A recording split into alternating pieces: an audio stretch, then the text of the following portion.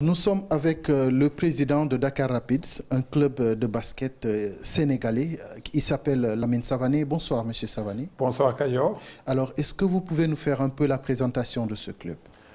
Tout simplement, ce club, on l'a mis en place début janvier, après avoir échangé pendant pas mal de temps avec certains amis, non seulement sur la création du club, le projet global autour de ce club, et même de trouver le nom du club. Parce que je pense que le point de départ, c'est quand même ça.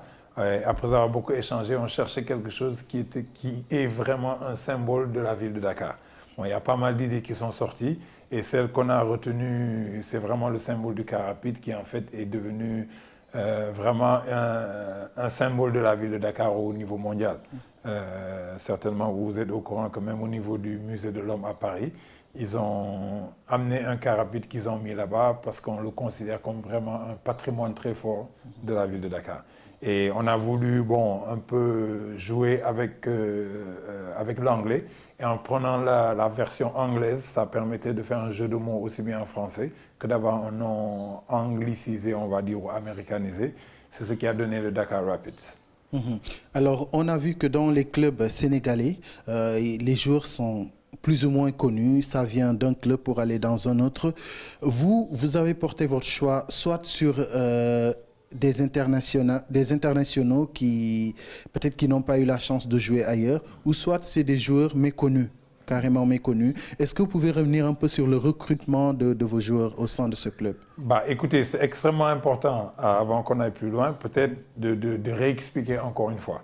Parce que dans le cadre du projet global qu'on a, qui est de faire Dakar Rapids, mais au-delà de ça, on expliquera un peu plus tard l'aspect de la professionnalisation du basket en Afrique.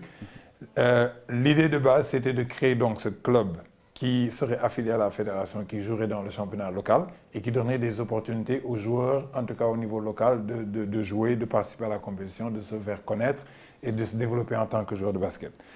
Parallèlement, on a créé par contre une SARL, Dakar Rapid SARL. Parce que si vous le savez, je pense que tout le monde le sait, quand il s'agit de participer dans une compétition professionnelle, c'est évident, cela sous-entend avoir une société qui peut vraiment embaucher des gens, les payer et les faire travailler par rapport à l'objectif de cette société. Donc il y a le club, l'association Dakar Rapid, et il y a la SARL Dakar Rapid. Donc le club association participe au championnat local, c'est pour ça qu'on l'a affilié à la fédération, alors que l'équipe Dakar Rapid, elle, c'est une structure privée qui a signé un contrat avec donc cette ligue privée, qui est une ligue professionnelle, qui est l'ABL, African Basketball League. Et donc, dans le cadre du club local, comme j'ai dit tout à l'heure, on a pris des talents locaux qui n'étaient pas nécessairement très connus, mais de la bonne graine, on va dire, avec qui on estimait qu'on pouvait travailler, les développer, en faire de meilleurs joueurs de basket et pouvoir atteindre nos objectifs, qui auraient été d'aller au plus haut niveau du basket local. Par contre, dans l'équipe Dakar Rapid SARL, donc, qui est l'équipe privée qui joue dans ce championnat, là, la démarche a été différente. Parce que tout d'abord, on a voulu associer entre certains joueurs locaux qu'on estimait qui avaient le niveau et le potentiel à d'autres joueurs confirmés sénégalais qui jouent à l'extérieur mais qui n'ont vraiment jamais eu l'opportunité de venir jouer au Sénégal, en tout cas depuis au moins 5 ans, parce que le choix d'être professionnel les a emmenés en dehors du pays. Et en plus de ça, on a 2 Américains, parce que dans notre schéma, dans cette ligue professionnelle, on a jugé utile par rapport au relèvement du niveau à donner un certain caractère d'avoir 2 Américains dans chacune des équipes. Alors aujourd'hui, vous vous êtes engagé dans une compétition qui fait un grand débat ici, Oui. notamment African Basket League. Oui. Comment est-ce que vous êtes parvenu à vraiment intégrer cette compétition? Est-ce que vous, en tant que président du club, vous faites partie de cette ligue, ou comment s'est passée vraiment la participation de Dakar Rapids dans cette Écoutez, c'est compétition? simple. C'est vraiment, on va dire, un concours de circonstances. Au mois d'août dernier, la NBA a organisé le premier match de la NBA sur le sol africain à Johannesburg, en Afrique du Sud. Et c'est un certain nombre d'entre nous y étaient, en tant qu'invités de la NBA. Et le ministre des Sports, d'ailleurs, y était. Bon, vraiment, ils avaient bien fait les choses, comme on dit, en invitant pas mal d'autorités, non seulement au niveau de l'Afrique du Sud, mais en Afrique en général. Et c'était vraiment un très grand succès. Et après le match, dans les discussions qu'on avait, certains d'entre nous, professionnels du sport africain qui étaient sur place, on s'est dit, waouh, c'est quand même un peu dommage que jusqu'à présent, le professionnalisme n'est pas arrivé dans le basket en Afrique. En tout cas, en Afrique, au sud du Sahara, à l'exception de l'Angola. Et que c'est vraiment dommage parce que quand on fait rapidement l'état des lieux de tous les pays, il n'y a pas encore matière à même penser à mettre en place une ligue professionnelle dans chacun de nos pays respectifs. Et c'est dommage parce que quand même, on sent qu'il y a du potentiel, il y a des possibilités. Et c'est l'un d'entre nous qui, tout d'un coup, a eu l'idée en disant « mais c'est quand même fou, nous tous, nous sommes là, nous venons de plusieurs pays africains, nous avons les capacités, nous avons la crédibilité et l'expertise, en tout cas dans le monde du sport, et le carnet d'adresses qu'il faut pour faire quelque chose de bien, mais le fait qu'on soit chacun dans nos pays nous limite.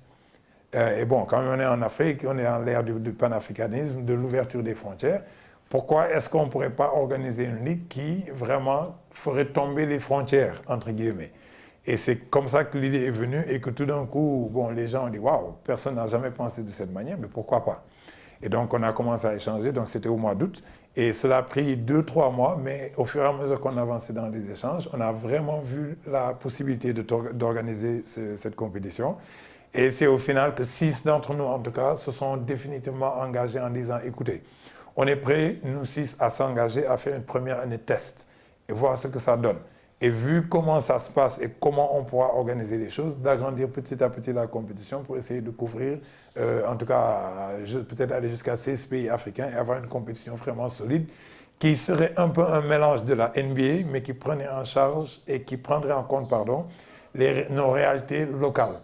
Hein, sachant que, évidemment, les déplacements, bon, le fait qu'on va d'un pays à l'autre, il y a tout un tas de facteurs qui se rajoutent et qui ne sont pas, qui n'existent pas dans le cadre de la NBA parce que c'est dans un pays plutôt que dans plusieurs pays. Et c'est comme ça qu'au mois de décembre, on a mis en place la structure. Donc, comme vous le dites, je fais partie des initiateurs du projet. On a mis en place la structure en tant que société d'abord, parce que c'est une initiative privée encore une fois. Et à partir de là, on a commencé à faire des démarches pour aller vers les différentes institutions de nos pays respectifs, mais aussi au niveau africain, dont FIBA Afrique, pour commencer à exposer le projet, l'expliquer et essayer de leur proposer, en tout cas, d'être notre partenaire naturel, de nous accompagner dans cette aventure. Alors, vous l'avez dit, vous avez été voir les structures, notamment la FIBA. Est-ce que African League Basket a eu la bénédiction de la FIBA? Écoutez, African Basketball League, ABL, on est allé à Abidjan. Et je faisais partie de cette délégation qui représentait 4 équipes. Sur les 6 qui pouvaient se déplacer à ce moment-là pour rencontrer donc les dirigeants de FIBA Afrique. C'est eux qui nous ont donné le rendez-vous parce qu'en fait, on leur avait déjà envoyé une correspondance depuis le mois de janvier à cet effet et c'est finalement fin février, je pense, fin février, qu'ils ont réagi et qu'ils nous ont donc fixé un rendez-vous. Donc on est allé, on a longuement discuté, on a exposé le projet de A à Z et on a échangé et nous-mêmes on a été surpris d'apprendre de leur part que c'est un des projets qu'ils ont toujours voulu faire et que pour une raison ou une autre n'a jamais pu aboutir depuis des années. Et en discutant avec certains anciens du milieu du basket, je pense à Claude Constantino, Mamadou Sow et autres, les gens m'ont confirmé qu'effectivement, les gens ça a toujours été le rêve en fait, de tous les acteurs du basket de pouvoir professionnaliser le basket en Afrique. Mais pour différentes raisons, ça ne s'est pas fait. Et donc, ils nous ont félicité pour l'initiative, parce que quand même des fils d'Afrique qui sont des privés, qui prennent l'initiative de se lancer dans le basket comme ça veut dire qu'on y croit. Et que quelque part, c'est une manière de rendre la monnaie un peu au basket et à tout ce qu'il a fait pour nous tous. Et que donc, eux, ils étaient prêts à nous accompagner, ils voulaient qu'on échange plus et qu'on essaie de déterminer sur quelle base on pourrait mettre une collaboration en place. Et c'est comme ça que donc on a quitté éventuellement Abidjan avec quand même un accord de principe que c'est une bonne idée d'abord, qu'on travaille ensemble pour non seulement la mise en place en expliquant très bien que c'était une saison test qu'on faisait et que en discutant et en échangeant avec FIBA Afrique ensemble qu'on mettrait en place comment continuer. Parce que quand on dit test, cela sous-entend que la saison suivante, c'est le lancement officiel et on l'ouvrirait, comme on l'a dit, à d'autres clubs et qu'on discuterait avec FIBA Afrique, évidemment, pour voir les tenants et les aboutissants de comment organiser tout ça. Et pour moi, en tout cas, si ce n'est pas une bénédiction, en tout cas, c'était un encouragement et un soutien fort de dire que, écoutez, c'est une bonne chose, allez-y. Et c'est comme ça qu'on a commencé les compétitions de 5 mars à Lagos. Alors, Dakar Rapids, le nouveau club du Sénégal, a décidé de participer à cette compétition. Est-ce que Dakar Rapids a eu la bénédiction de la Fédération sénégalaise de basketball? De la même manière qu'on est allé à FIBA Afrique, quand chacun est retourné dans son pays, on a retenu d'aller voir les institutions locales. Et les institutions locales sont les mêmes partout. C'est le ministère des Sports, c'est le comité olympique et c'est la fédération. Évidemment, bon, les deux premiers, on va dire par courtoisie, on le fait. Au niveau de la fédération aussi, l'idée c'était encore une fois de travailler dans une logique de partenariat avec eux. Et on est allé. Et c'est moi-même qui ai rencontré le président de la fédération, qui lui a exposé le projet. Les entraîneurs, avant de s'engager avec Dakar Rapid, ont rencontré le directeur technique qui leur a lui-même donné sa bénédiction par rapport à ce projet. Et donc c'est fort de cela aussi qu'on a même rencontré le directeur du stade avec qui on a échangé pour voir comment on allait intervenir et utiliser le stade.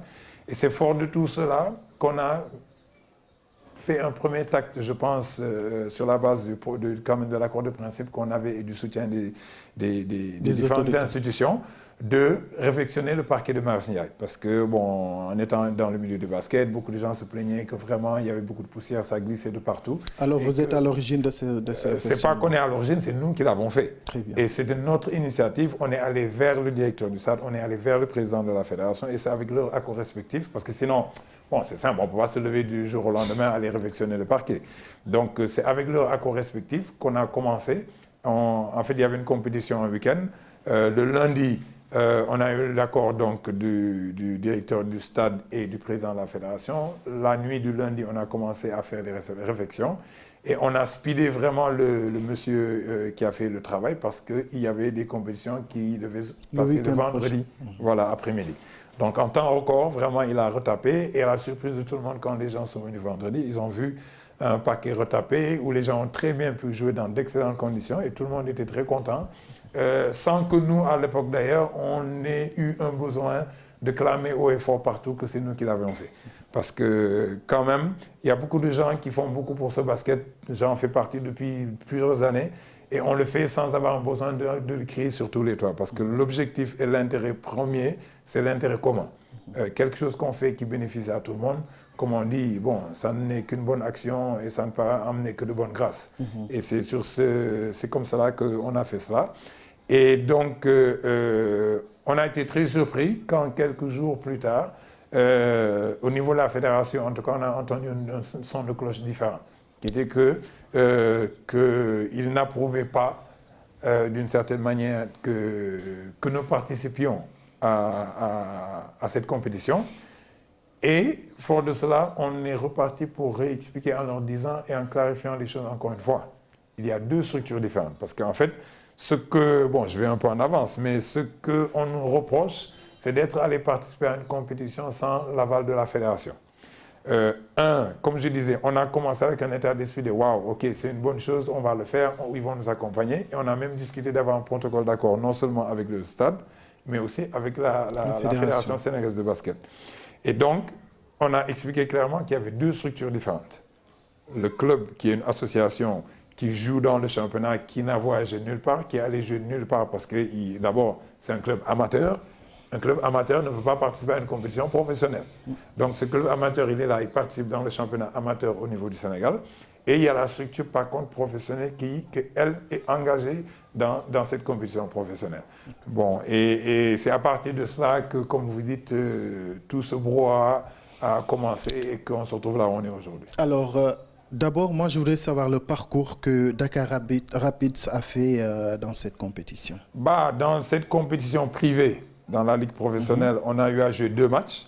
On a joué le premier match inaugural contre l'équipe de Stallions de Lagos, qu'on a battu au terme d'un match âprement disputé et qui est allé en overtime, en prolongation, et vraiment d'un très haut niveau et une performance vraiment très à saluer de notre meneur, de notre arrière américain Gavin et de Moustapha Niang, qui fut roi du basket au Sénégal, qui joue à l'extérieur du Sénégal depuis pratiquement 5 ans. Et qui vraiment nous a donné une performance digne de Dirk Nowitzki. Vraiment, on a été très fiers de sa performance et on est ressorti de ce match en fait plus motivé encore parce qu'on voyait l'intérêt de ce qu'on essayait de faire. C'est-à-dire quelqu'un comme ça qui n'a pas joué au Sénégal depuis 5 ans lui permet de revenir jouer au Sénégal, que les gens le voient, puissent le suivre. Ce n'est qu'un plus, non seulement pour le joueur, mais aussi pour le basket sénégalais en général, parce que les jeunes qui regardent, ils ont besoin d'émulation. Les entraîneurs qui regardent, en tout cas qui ont les sélections nationales, c'est tant mieux pour eux de pouvoir voir le joueur et de le suivre afin de pouvoir le sélectionner quand le besoin se présentera. Bon, donc on a joué 2 matchs, on a gagné les 2 matchs. Ça, c'était le premier. On a gagné un deuxième match contre Lagos Islanders, qui est une des grosses équipes, une des grosses cylindrées du championnat au Nigeria, qu'on a battu aussi. Et donc, parallèlement, l'équipe locale a joué dans le championnat local, parce qu'on est engagé dans le championnat local et dans la Coupe du maire de Dakar. Et on a eu à jouer notre premier match, on a battu l'ASC Bob de 18 points. Et comme vous dites, avec des jeunes joueurs qui sont de jeunes talents, qui ont un potentiel certain. Ils ont été entraînés par Dame Diouf et avec une préparation vraiment limitée, ils ont pu produire quelque chose d'intéressant. Et on pense que tout cela, quand même, les joueurs ont senti une certaine motivation, aussi bien les joueurs que les entraîneurs, parce qu'ils se sentaient comme faisant partie d'une nouvelle page de l'histoire. Okay. Et je pense que c'est une motivation en plus qui leur a fait pousser des ailes un peu, et c'est tant mieux.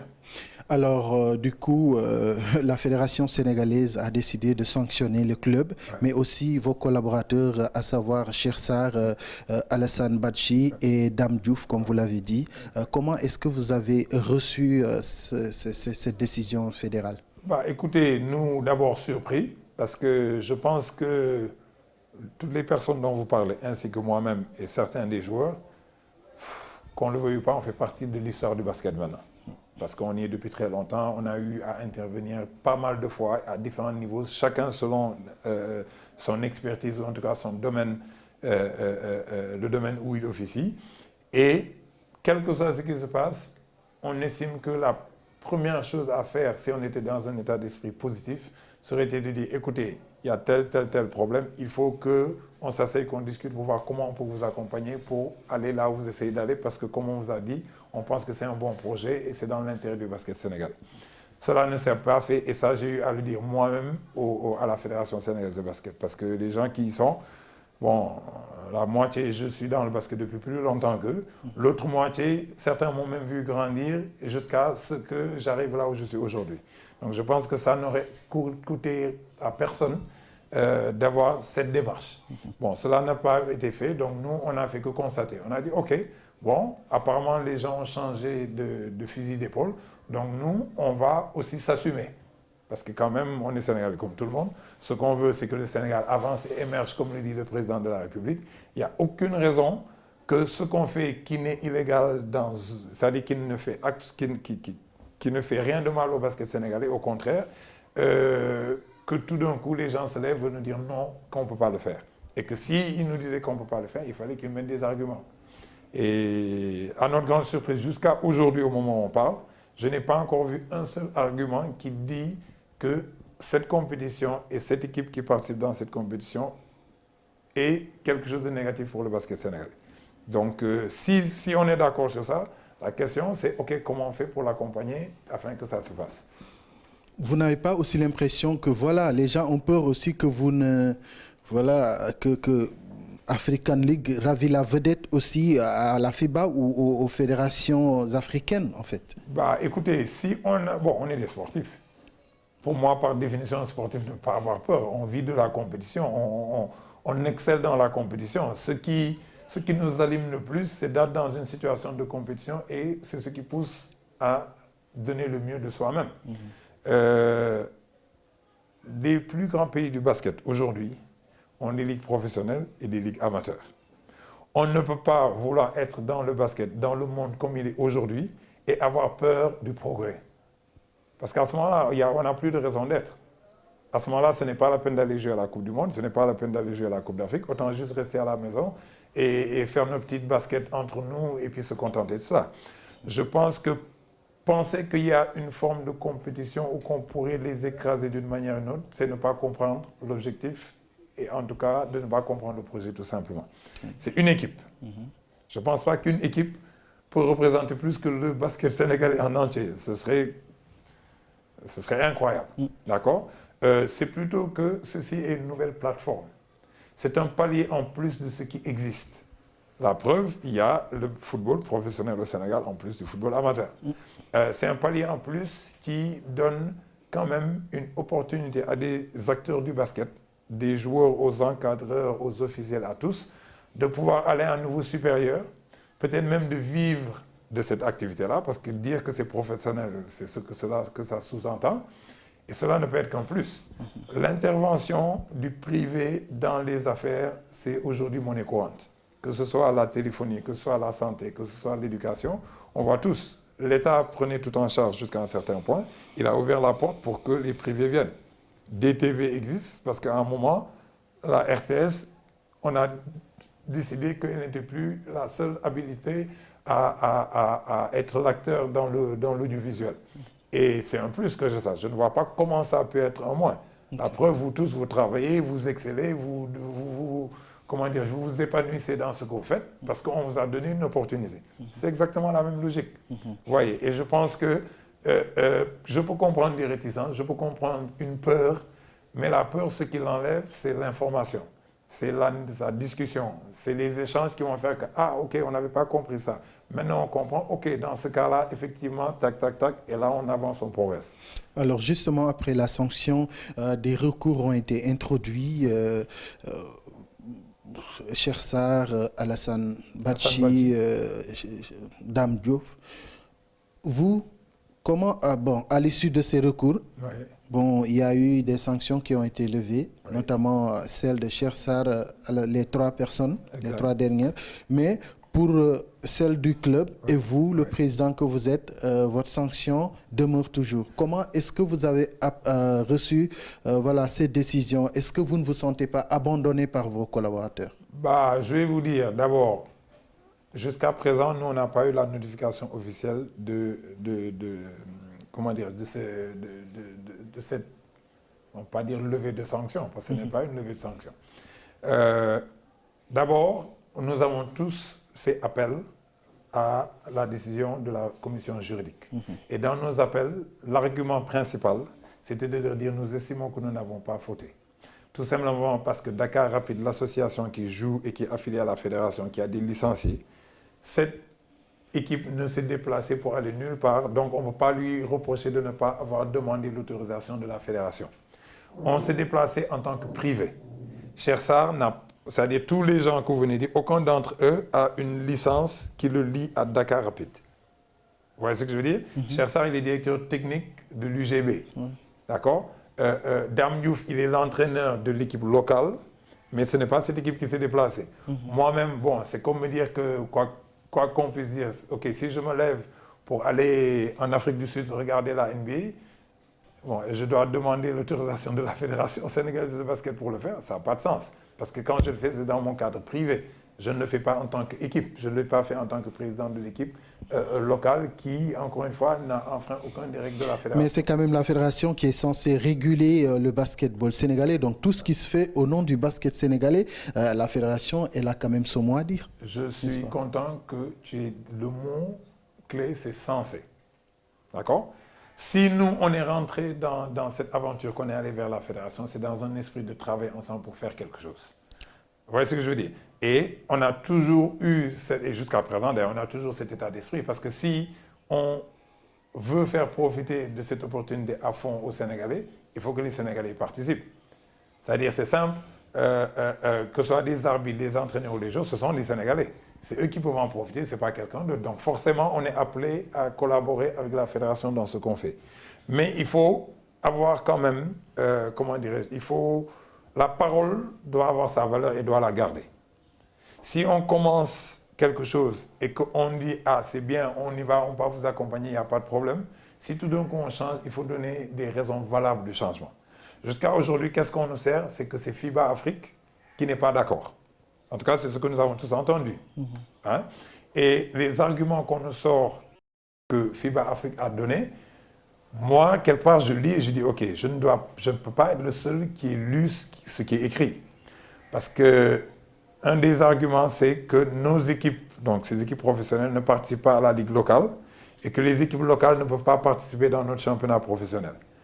Pour moi, en lisant ça, je dis, OK, je dois rêver. Une équipe professionnelle, c'est évident qu'elle ne peut pas participer dans un championnat amateur. C'est-à-dire, c'est ça, moi, quand je l'ai lu, je me dis, OK, c'est moi qui ai mal lu. Une équipe amateur ne peut pas se lever à aller jouer dans un championnat professionnel. C'est-à-dire, dans tous les championnats professionnels, il y a ce qu'on appelle une licence. La licence, c'est ce qui est délivré de la même manière qu'on délivre un joueur une licence pour qu'il puisse compétir, on délivre une licence professionnelle à une équipe pour qu'elle puisse compétir. Et on la délivre sur la base d'un certain nombre de critères qui ont été définis.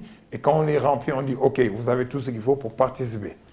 Okay. Donc, deux de ces points-là, déjà, bon, ça n'a même pas de sens en tant que tel. Le troisième point qui est qu'on doit avoir l'aval de nos fédérations. Bon, les fédérations, telles qu'elles sont régies, telles que le statut, comment dirais-je, la charte du sport est faite au Sénégal, les fédérations, on leur a délégué le sport amateur. C'est clair. C'est le sport amateur qu'on a délégué à la fédération. On lui a demandé d'organiser et de tout faire dans le cadre du sport amateur. C'est ça son rôle. Et c'est pour cela que, je reviens encore au football, juste ici au Sénégal, quand le football a voulu créer son championnat professionnel, il a fallu qu'ils s'organisent, qu'ils aillent demander l'autorisation au ministère de pouvoir mettre en place une ligue professionnelle de football et de créer une entité comme on le voit maintenant qui est différente. Il y a la ligue professionnelle, il y a le directeur de la ligue professionnelle, il y a toute une organisation qui concerne les deux ligues professionnelles et il y a le football amateur qui est organisé et géré séparément. Vous voyez? Donc, bon, on n'invente rien. On n'invente rien. Donc aujourd'hui, nous, sachant que, en tout cas, jusqu'au jour aujourd'hui, on parle que personne n'a de projet de faire un championnat professionnel de basket au Sénégal, jusqu'à ce que cela vienne, notre interlocuteur, bon, c'est la fédération parce qu'on veut s'associer à elle, on veut travailler avec elle dans le sens de le faire. Mais elle n'a pas un droit, c'est un droit qu'on ne lui a pas donné quelque part. Vous voyez ce que je veux dire? Donc, mais au-delà de tout ça, nous, encore une fois, notre état d'esprit a toujours été de collaborer, de faire les choses ensemble.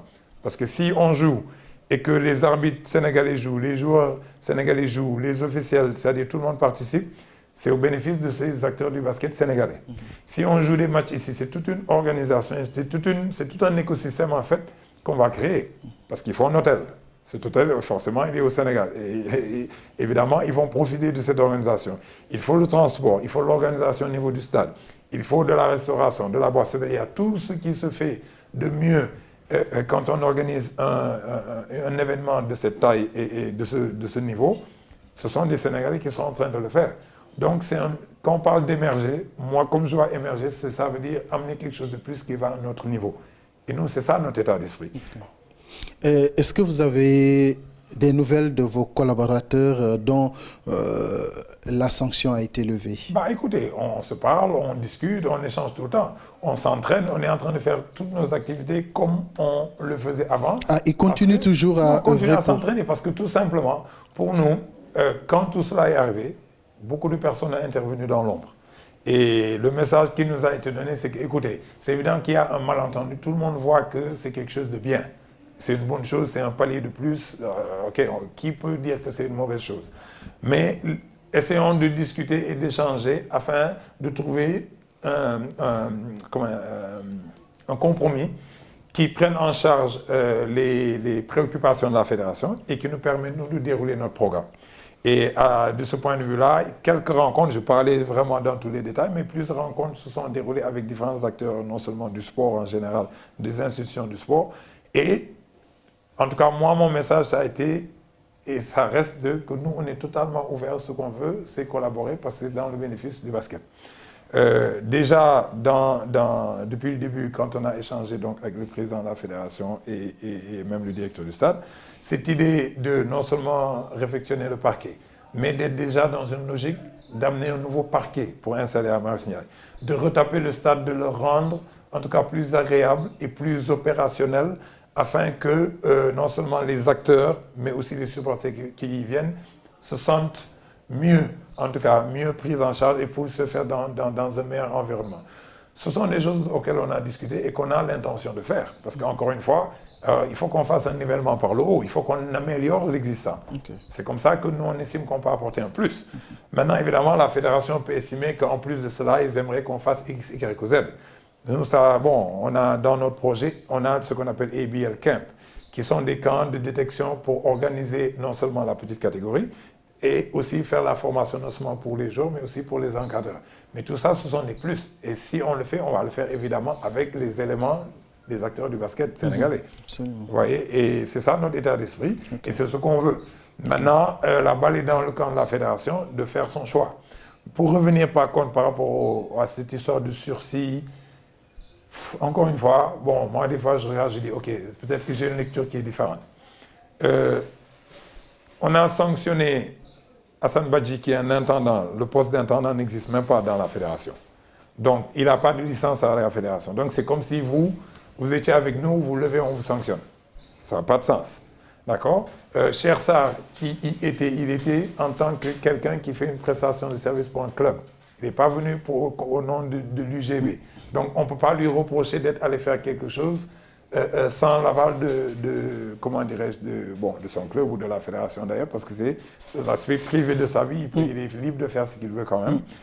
Dame Diouf, qui est pressenti comme étant assistant de l'équipe nationale, moi j'ai eu des échanges, quand on a appris qu'ils l'ont sélectionné, il était déjà entraîneur au niveau de Dakar Rapide, et pas mal de voix s'étaient levées, comment on peut prendre quelqu'un qui n'a pas de club? Parce qu'à l'époque, les gens ne savaient pas qu'on l'avait pris pour être le coach de Dakar Rapide, l'équipe locale. Et en échange avec le directeur technique national, j'ai dit, ah Maguette, c'est marrant, on n'était même pas au courant de ce que tu planifiais de faire. Mais aujourd'hui, au moins, il y a un autre problème de régler. On ne peut pas dire qu'il n'a pas de club, hein, mais plus, à cause de cette expérience-là, il va avoir une expérience au niveau africain. Quelque chose qu'il n'avait pas encore jusqu'à aujourd'hui.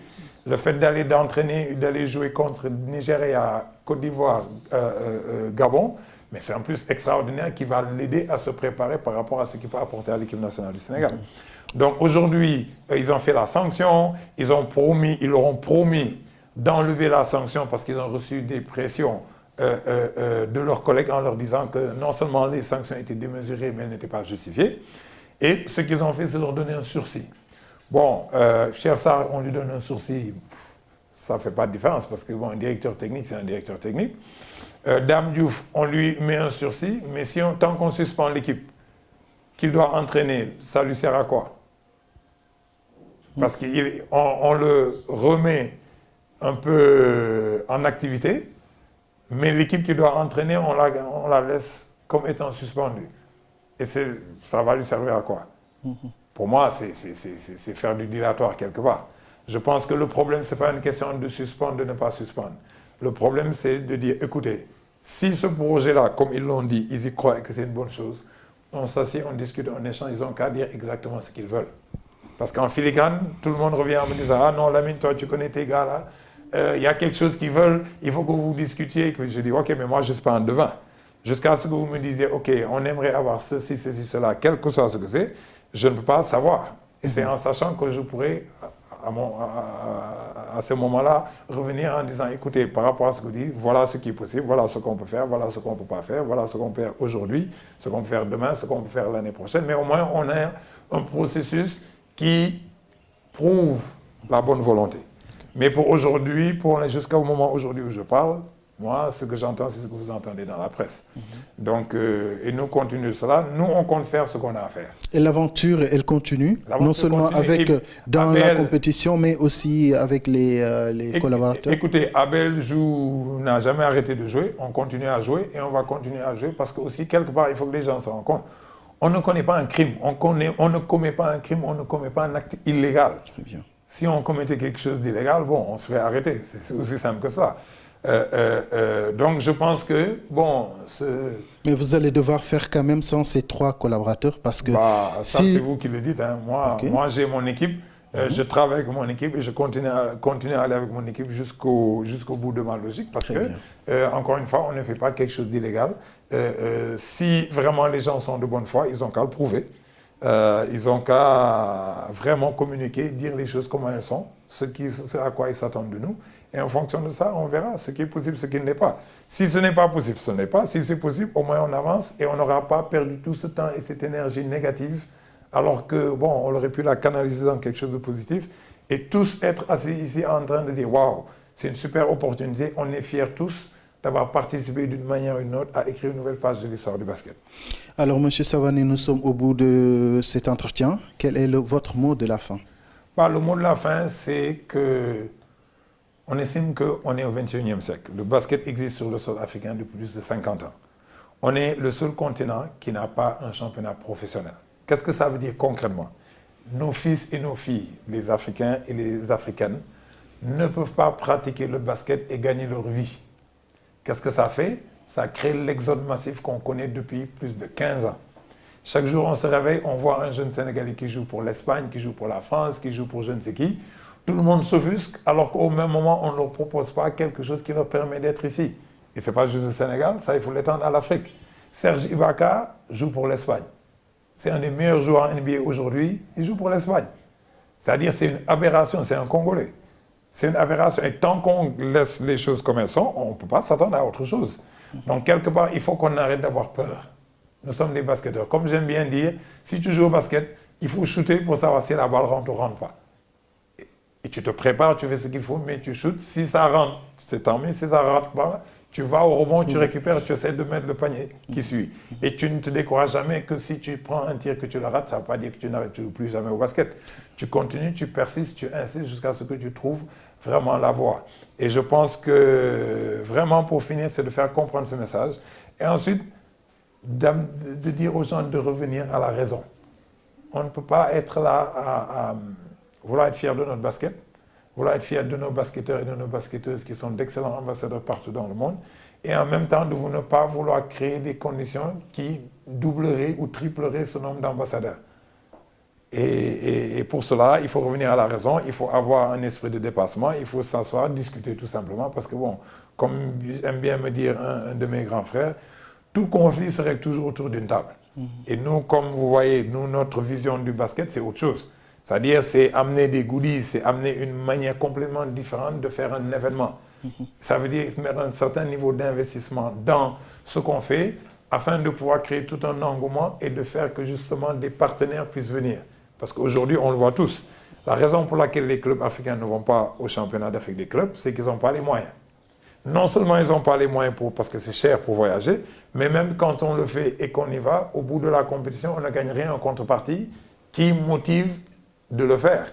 Nous, dans notre schéma, non seulement on investit, on veut participer, on sait qu'en faisant un produit qui va être intéressant, on pourra effectivement attirer des sponsors qu'il faut, on pourra attirer les télévisions qu'il faut, qui rendront le projet viable et durable et que financièrement ça puisse marcher.